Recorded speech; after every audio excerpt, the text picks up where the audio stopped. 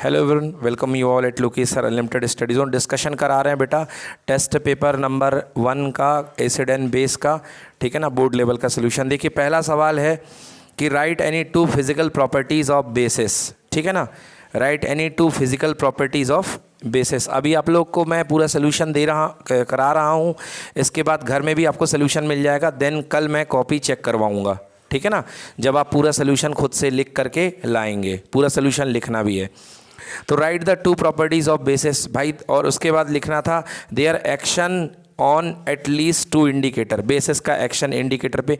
तो बेसिस की मैंने प्रॉपर्टी बताई थी number 1 bitter in taste, taste में कैसे होते हैं, यानी कड़वे होते हैं पहला। और दूसरा बेटा जितने भी एसिड होते हैं, जितने भी बेस होते हैं, सबका एक नेचर होता है। कौन सा नेचर, क्या बोलते हैं उसको बेटा, कोरोजिव नेचर। कौन सा नेचर बेटा, कोरोजिव नेचर। मतलब क्या करते हैं, चीज़ों की परत को उखाड़ देते हैं, परत को क्या कर देते हैं, उखाड़ देते हैं। समझ में आ गया ना, कोरोजिव नेचर होता है। चाहे एसिड से आप बर्तनों को साफ़ करो, चाहे बेस से साफ़ करो, ठीक है बेटा, क्या करेगा वो परत को उखाड़ देगा, जिससे कि उसकी जो चिकनाई होती है वो गायब हो जाएगी। बोलो क्लियर कि नॉट क्लियर। तो पहली चीज़ तो ये हो गई। दूसरा, तो पहला मैंने बताया they are bitter in taste, दूसरा बेटा सोल्यूशन था, दूसरा था इफेक्ट ऑन स्किन, ये मैंने अपनी भाषा में बता दिया, they are corrosive in nature, they are corrosive in nature. बेटा तीसरा फिजिकल फीचर क्या है, दे आर सोपी इन टच, सोप टच करने में कैसे होते हैं बेटा, सोपी, चिकने चिकने हुआ करते हैं, ठीक ना। और अपनी आंसर शीट में क्या लिखा है, effect on skin, they give a feeling of soapy touch and most of bases have a mild corrosive action on skin. जो बेस होते हैं उनका जो नेचर होता है वो स्किन पर कैसा होता है, कोरोजिव। यार याद करो, मैंने तुमको बताया था वो टीवी में एडवर्टाइज आता है, ठीक है ना, अब हाथों को भी नुकसान ना पहुँचे, आता है कि नहीं आता है, व्हील अब नींबू की शक्ति के साथ, विम अब नींबू की शक्ति के साथ, याद आया। और यदि आप ख़राब वाले निरमे से हाथ पैर धोएंगे या कपड़े धोएंगे तो आपके हाथों की बेंड बच जाती कि नहीं बच जाती, बोलो। तो इसलिए माइल्ड बेस होता है तो बेंड नहीं बचेगी, मगर स्ट्रॉन्ग बेस होगा तो हाथों की क्या बच जाएगी, बेंड बच जाएगी। पूरे हाथ फट जाते हैं, फट जाते कि नहीं फट जाते, ठीक है ना, इसलिए। और मैंने बताया था लास्ट क्लास में कि कपड़े वाले साबुन से नहा करके देख लेना क्या हालत होगी, समझ गए ना, पूरी स्किन खुरदुरी खुरदुरी हो जाएगी। तो क्यों बेटा, क्योंकि सारे के सारे डिटर्जेंट एंड सोप किससे मिलके बने होते हैं, बेस से। तो बेटा उसके कारण। चलिए अगला, इफेक्ट ऑन इंडिकेटर बोला। तो बेटा इफेक्ट ऑन इंडिकेटर बहुत ही सिंपल है यार। पहला इंडिकेटर होता है रेड, रेड लिटमस, बोलो यार रेड लिटमस। तो यहाँ पे लिखना था इंडिकेटर और यहाँ पे लिखना था इफेक्ट। बोलो बच्चों, रेड लिटमस पे क्या इफेक्ट करता है, रेड को ब्लू कर देता है, क्या कर देता है, हाँ, तो इसको लिखेंगे टर्न टू ब्लू, ओके, या टर्न्स ब्लू। तो बेटा ये इसको ब्लू कलर में कन्वर्ट कर देगा। दूसरा लिटमस पेपर ले लो बेटा, कौन सा ले लो, फिनॉप्थलीन। कौन सा ले लो बेटा, फिनॉप्थलीन ले लो, मिथाइल ऑरेंज ले लो, बहुत सारे होते हैं इंडिकेटर। तो बेटा फिनॉप्थलीन ले लो, हाँ फिनॉप्थलीन। मैंने बताया था फिनॉप्थलीन के बारे में आपको क्लास में। फिनॉप्थलीन का ओरिजिनल कलर क्या होता है बेटा, कलरलेस। क्या होता है, कलरलेस, पानी पानी, है ना। और बेटा ये कलरलेस को किस में बदल देता है, मस्त वाला पिंक कलर, बेहतरीन वाला एकदम सुंदर सा पिंक कलर में कन्वर्ट कर देता है। एक और इंडिकेटर होता है मेरे बच्चों जिसका नाम है मिथाइल ऑरेंज। क्या होता है बेटा, मिथाइल ऑरेंज। मिथाइल ऑरेंज बेटा होता है ये ऑरेंज कलर का, किस कलर का बेटा, ऑरेंज कलर का। बेटा ये किस में कन्वर्ट कर देता है, इसको येलो में। किस में कन्वर्ट कर देता है, येलो में। अब बेटा एक चीज़ यहाँ पे याद कर लो, भले नहीं पूछिए बट एक्स्ट्रा बता देता हूँ बेटा। जो मिथाइल ऑरेंज होता है बेटा, अगर बेसिक मीडियम होगा तो येलो हो जाएगा। बोलो बेसिक मीडियम में क्या हो जाएगा बेटा, येलो। बट एसिडिक मीडियम में क्या हो जाएगा बेटा, रेड हो जाएगा। क्या हो जाएगा बेटा, रेड हो जाएगा। समझ में आ गया ना। तो मिथाइल ऑरेंज दोनों के इंडिकेटर के जैसे बिहेव करता है, बेस के जैसे भी और एसिड के, मतलब दोनों ही इंडिकेटर है, एसिडिक इंडिकेटर भी है और बेसिक इंडिकेटर भी है। समझ में आ गया। मगर बेटा जो फिनॉप्थलीन है, फिनॉप्थलीन बेटा बेसिक इंडिकेटर है क्योंकि ये एसिड का कोई रंग नहीं देगा, ठीक है बेटा। फिनॉप्थलीन कलरलेस होता है, कलरलेस से किस में बदल जाएगा यार, पिंक में। किस में, बेस में। किस में बदलेगा, बेस में। समझ गए ना। अगर फिनॉप्थलीन में तुम नींबू डाल दोगे, क्या डाल, नींबू पानी, नींबू निचोड़ दोगे तो कोई चेंज नहीं आएगा क्योंकि एसिड के लिए वो कोई रिस्पॉन्सिबल नहीं है। समझ में आया बेटा। तो ये पहला क्वेश्चन आपका समाप्त हो गया। अगला क्वेश्चन सेकंड है, आप लोग पीडीएफ में देख सकते हैं और मज़ा आएगा देखने पर। पीडीएफ ओपन कर लीजिए सामने अपने, ठीक है ना। सेकंड क्वेश्चन देखिए, classify the basis on the basis of their strength. हाँ भाई, तो यार बेसिस दो ही प्रकार के होते हैं बेटा, मैंने बताया था। एक होता है स्ट्रॉन्ग बेस, एक होता है वीक बेस। बोलो यस और नो। एक होता है स्ट्रॉन्ग बेस और एक होता है वीक बेस, क्योंकि इसने खुद ही कह दिया यार कि स्ट्रेंथ के बेसिस पे बेस कितने टाइप के होते हैं। तो बेटा या तो स्ट्रॉन्ग बेस होगा या वीक बेस होगा। बेस की मैं बात कर रहा हूँ। तो बेटा दो ही प्रकार के बेस हैं, स्ट्रॉन्ग बेस और वीक बेस। अब इसमें क्लासिफिकेशन करना था, मतलब इनका बंटवारा करना था कि बेसिस का बंटवारा करो। ओके, तो बेटा स्ट्रॉन्ग बेस क्या होते हैं? स्ट्रॉन्ग बेस को हम बेटा स्ट्रॉन्ग एल्कली भी कहते हैं। स्ट्रॉन्ग बेस में बेटा जो OH आयन होते हैं, कौन से आयन बेटा? OH minus ion. OH minus ion बेटा इनकी कंसंट्रेशन ज़्यादा होती है। इनकी कंसंट्रेशन क्या होती है? ज़्यादा होती। क्या होती इनकी कंसंट्रेशन? ज़्यादा। यार तुम सबको पता था कि बेटा एसिड का मतलब H+ कंसंट्रेशन ज़्यादा और बेस का मतलब कौन सी कंसंट्रेशन ज़्यादा? OH minus. तब भी लिख के नहीं आए हो, है ना। OH minus concentration high. बोलो यस और नो। अब यदि ये हाई है तो वीक बेस में, ये तो अपने राय साहब बता देंगे। राय साहब बेटा वीक बेस में OH माइनस आयन की कंसंट्रेशन क्या होगी? बेटा क्या चल रहा है? हाँ, वीक बेस में क्या होगी कंसंट्रेशन OH माइनस आयन की? उसमें लिखा ही नहीं है, फिर भी ध्यान दे रहे हो। यहाँ जो मैं बताऊँ उसके बाद देखो उसको। OH माइनस आयन की कंसंट्रेशन क्या होगी? लो होगी। क्या होगी? लो। यस, तो इसमें OH आयन माइनस आयन की कंसंट्रेशन लो होगी, ठीक है। हाँ, स्ट्रॉन्ग बेस में एग्जाम्पल दे सकते हो आप। स्ट्रॉन्ग बेस को बेटा, स्ट्रॉन्ग बेस का एग्जाम्पल बोलो सोडियम हाइड्रोक्साइड। क्या है बेटा? NaOH, सोडियम हाइड्रोक्साइड, ठीक है। और बेटा इसका जो एग्जाम्पल है ना, अच्छा सोडियम हाइड्रोक्साइड हो गया इसका एग्जाम्पल। अच्छा इसका एग्जाम्पल बोलो वीक बेस का। बहुत सारे हैं बेटा, NH4OH। क्या है बेटा? NH4OH। अब इसका नाम आपको पता होना चाहिए, अमोनियम हाइड्रोक्साइड। क्या नाम है बेटा?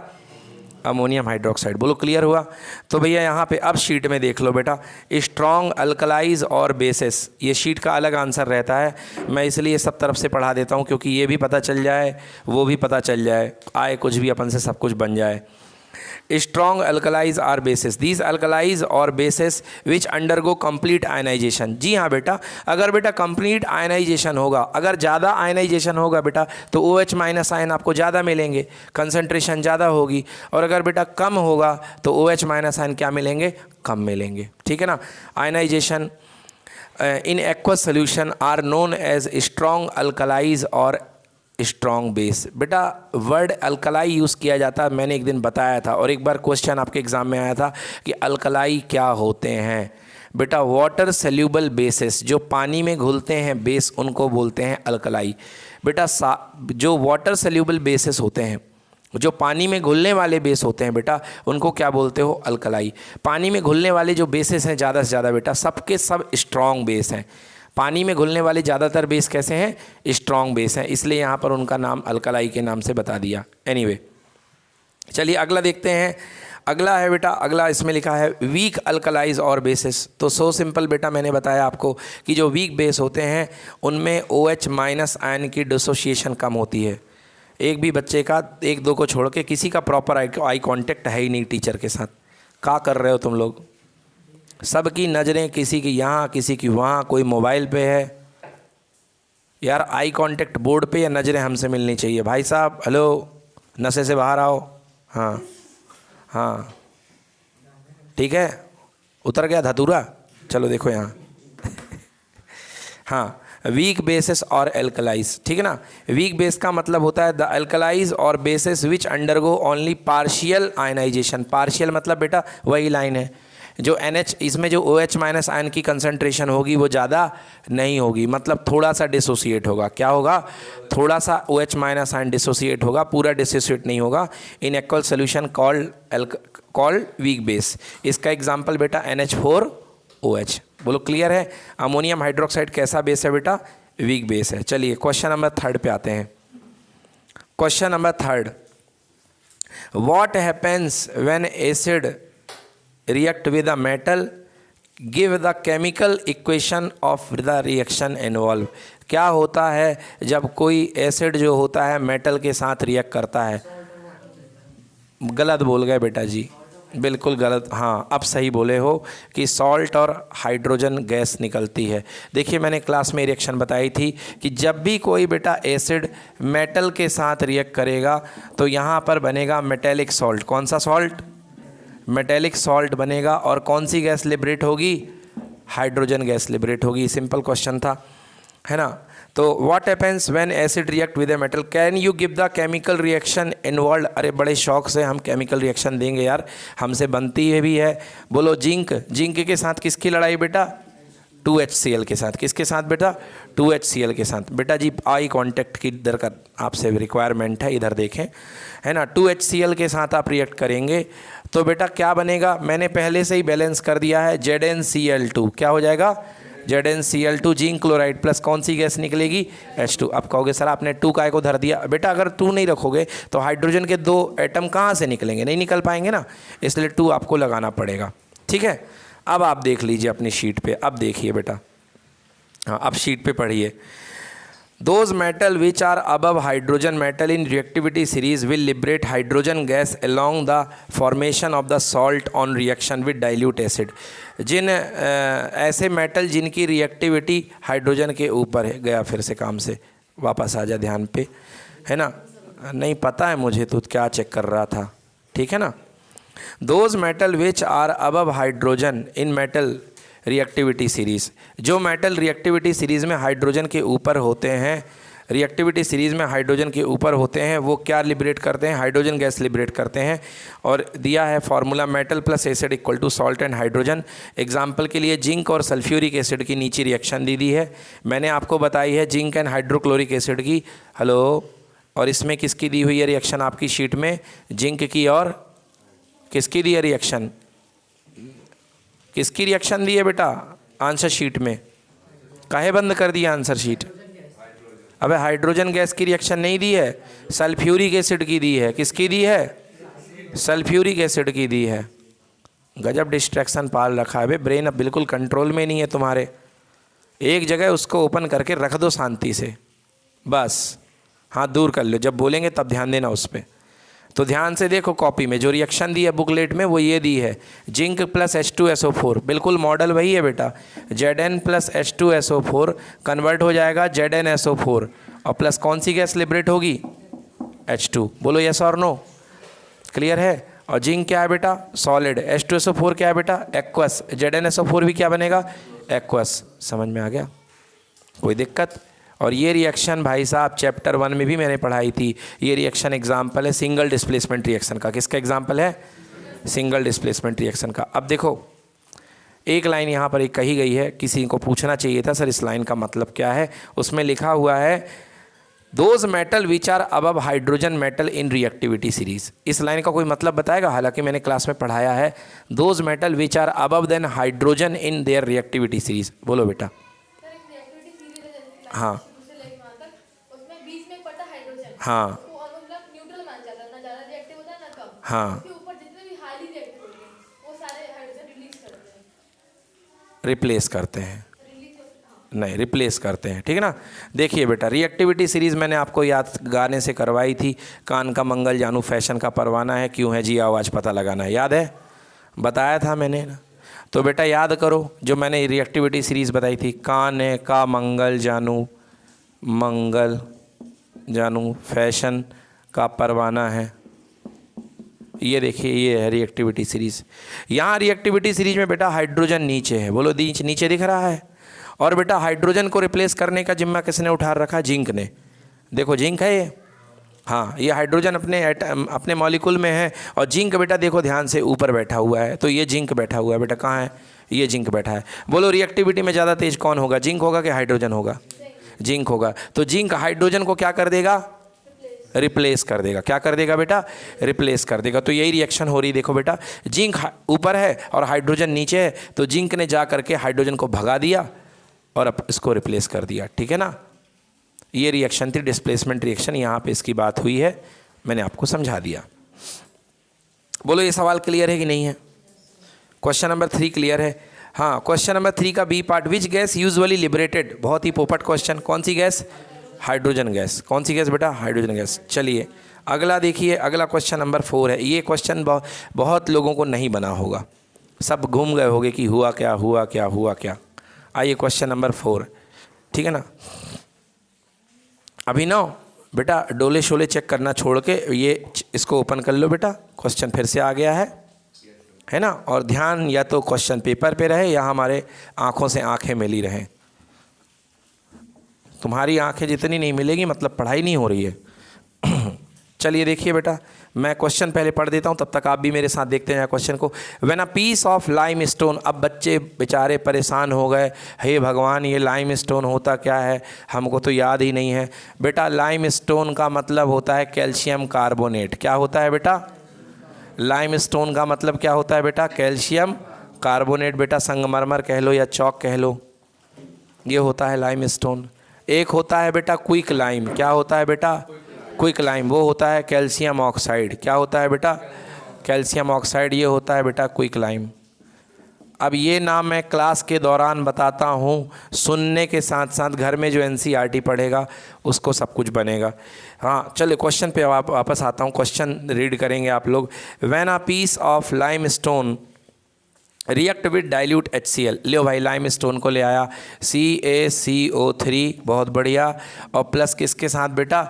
HCl के साथ। किसके साथ बेटा?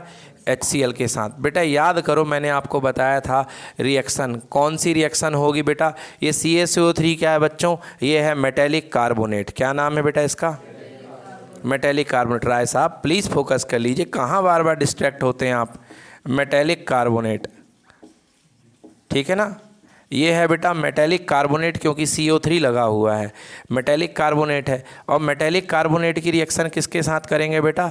एसिड के साथ। तो याद करो मैंने क्या बताया था, फॉर्मेट अगर आपको याद हो कि मेटेलिक कार्बोनेट की रिएक्शन एसिड के साथ होती है, तो बताओ यशिका क्या बनता है? क्या क्या बनता है बेटा, बोलो जल्दी। मेटेलिक कार्बोनेट की रिएक्शन एसिड के साथ होती है तो क्या क्या बनता है? सॉल्ट बनता है, प्लस बेटा वाटर बनता है, और बताओ।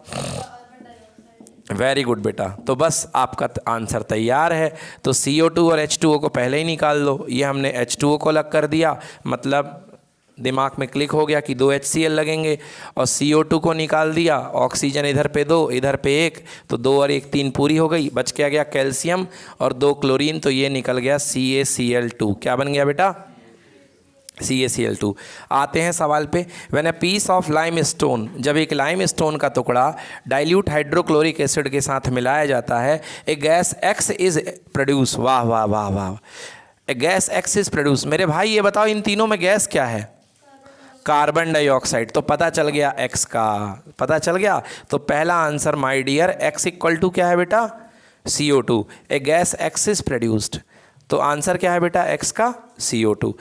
अगला, when gas X is passed through lime water.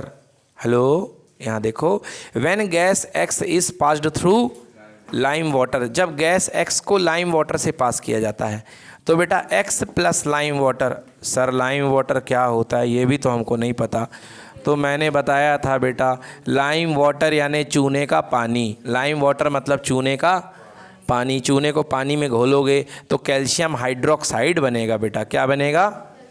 हाँ, इसी को बोलते हैं लाइम वाटर का बेटा, कैल्शियम हाइड्रोक्साइड का पानी, इसी को लाइम वाटर बोलते हैं, और इसी को स्लैग्ड लाइम बोलते हैं। क्या बोलते हैं इसको? चूना लगाने वाला, ठीक है ना। तो बेटा रिएक्शन करते हैं, चलो। X प्लस लाइम वाटर, हाँ तो क्या होगा बेटा? CO2 plus CaOH whole twice, CaOH whole twice, CO2 plus COH whole twice. बेटा जैसे ही बेटा चूने के पानी में यानी एक्वस सोल्यूशन में तुम कार्बन डाइऑक्साइड फूंकोगे, तो बेटा चूने का पानी वाइट कलर का हो जाएगा। क्या हो जाएगा बेटा? वाइट कलर का। क्यों? क्योंकि कैल्शियम कार्बोनेट का प्रेसिपिटेट बन जाएगा। We will have CaCO3 that is called Y। CaCO3 Y precipitate बन जाएगा, ठीक है ना। क्लियर हो गया। अब ये CaCO3 में CaCO3 और प्लस क्या निकलेगा बेटा? H2O। क्या निकलेगा बेटा? H2O। CaCO3 प्लस H2O बन जाएगा। अब इसके बाद क्या कह रहा है? कि इतने पे ही नहीं रुक रहे हैं हम, ये जो बना है राय साहब, ये जो बना हुआ है इस पे फिर से कार्बन डाइऑक्साइड गैस अपन को और फूंकनी है। मतलब पाइप लगा के एक बार फूंक दिया, तो जैसे ही एक बार फूंका बेटा तो CO3 की वजह से ये वाइट कलर का हो गया सोल्यूशन। मगर तब भी नहीं माने, पाइप लगा हुआ था, हमने 2-4 फूंक और मारी तो क्या हो जाएगा बेटा, क्या बन गया था, CaCO3 प्लस H2O बन गया था। वो कह रहा उसमें X गैस और मिलाई गई। कौन सी gas, X gas. X gas का मतलब बेटा CO2 और दी गई, तो X गैस देने पर क्या बन जाएगा बेटा, कैल्शियम हाइड्रोजन कार्बोनेट। क्या बनेगा, जी हाँ, तो ये बन जाएगा CaHCO3 का whole twice, calcium hydrogen carbonate. बेटा ये कलरलेस होता है, क्या होता है ये, कलरलेस। तो पहले बेटा ये वाइट कलर का होता है और जैसे ही एक गैस को तुम और ज़्यादा उसमें डाल दोगे तो कलरलेस हो जाएगा। अब बेटा ये इसका आंसर है, पूरा 3 पॉइंट में आंसर है इसका, समझ गए। अब इन लोगों ने हमसे क्या क्या पूछा है, इन लोगों ने हमसे पूछा है एक्स क्या है भाई साहब, आंसर CO2। एक्स क्या है, CO2। वाई बोला था बेटा कि वाई क्या बन रहा है, तो कैल्शियम कार्बोनेट। और बेटा जेड पूछा था कि जेड क्या बन रहा है, calcium hydrogen carbonate, calcium hydrogen. आ गया समझ में, कोई दिक्कत बच्चों। अब आप लोग देख लीजिए जो सोल्यूशन है पूरा आप देख लीजिए बेटा, इस तरीके से आपको सोल्यूशन लिखना पड़ेगा, ठीक है ना। पहले पूरी प्रोसेस आपको बतानी पड़ेगी कि जब भी आप किसी मेटेलिक कार्बोनेट को एसिड के साथ रिएक्ट करते हो तो आपको मेटेलिक सॉल्ट मिलेगा प्लस CO2 मिलेगा प्लस H2O मिलेगा। आप लोग जब तक लिखने का काम शुरू नहीं कर रहे हो आपकी बुद्धि के दरवाजे नहीं खुलेंगे। लिखना पड़ेगा आपको, बैठ करके ध्यान मग्न हो करके, ये जैसे सॉल्यूशंस हैं ये इसको प्रॉपरली डिज़ाइन करके बनाना पड़ेगा, तब आप इसकी पढ़ाई समझ पाएंगे, ठीक है। तो चलिए ठीक है, अब बाकी के क्वेश्चन मैं अगली क्लास में ही करवा दूंगा क्योंकि आप लोग बहुत थक चुके हैं, ठीक है ना। अगले क्वेश्चन में अगली नेक्स्ट क्लास में बाकी के क्वेश्चन करा दूंगा। आपका होमवर्क क्या है बेटा, इस पेपर का पूरा सल्यूशन कल मुझे कॉपी में लिख के लाना है। बिल्कुल सेंसियर सल्यूशन मेरे को कॉपी में चाहिए, अच्छे से एकदम। सल्यूशन मैंने आपको ग्रुप में डाल दिया है, कल अच्छे से मुझे चाहिए है सल्यूशन। और जो आपसे आंसर नहीं बनेगा उसको भले लिख लाना, नहीं बनेगा मैं फिर से बताऊंगा, समझ गए ना। 4 क्वेश्चन हो गए, 5 और बाकी हैं, तो मैं उसको फिर से अच्छे से बताऊंगा। Thank you so much.